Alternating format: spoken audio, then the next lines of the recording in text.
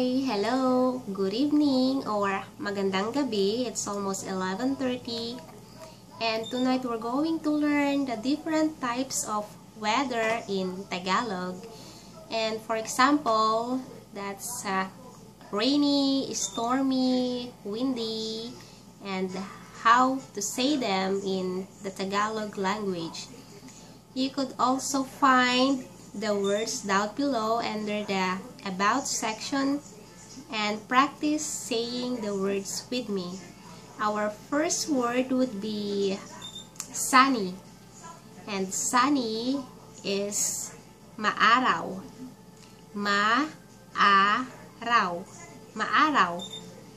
Araw, if you say araw, that's the sun. And maaraw, it's sunny.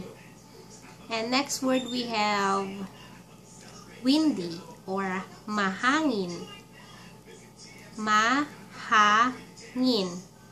And hangin, that's wind. And to say windy, it's mahangin. Next word we have rainy. Rainy. And rain is ulan. Rainy, maulan. Maulan.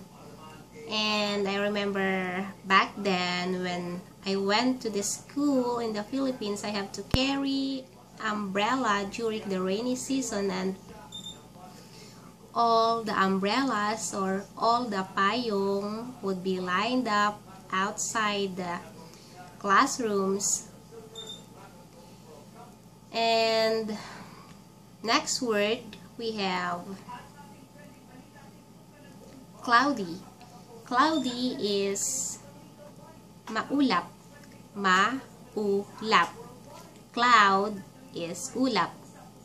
Cloudy is maulap. Maulap. And drought is tagtuyot.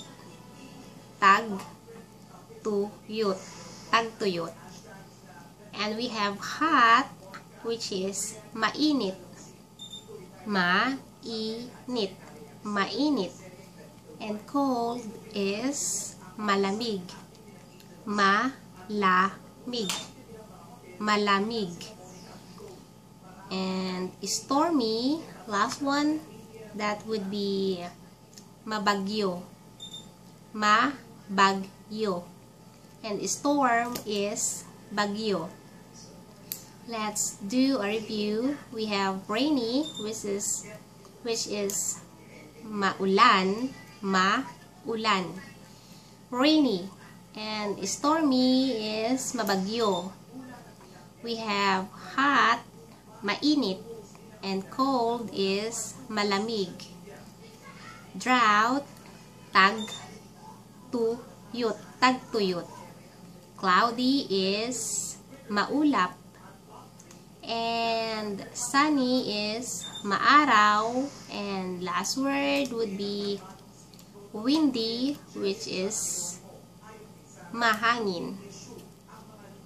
That's it for tonight. Good night. Bye-bye.